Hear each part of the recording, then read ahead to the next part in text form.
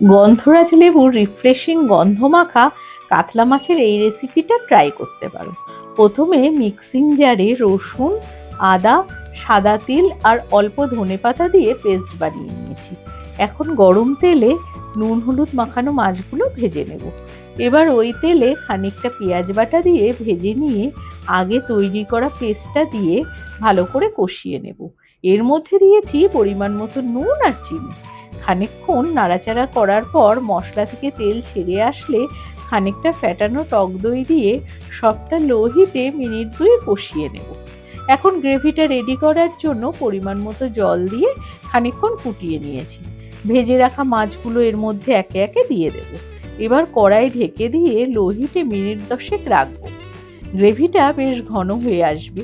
এবার একটু গরম মশলা গুঁড়ো আর গন্ধরাজ লেবুর জেস্ট দিয়ে ফ্লেম অফ করে দিতে হবে। গন্ধরাজ কাতলা রেডি।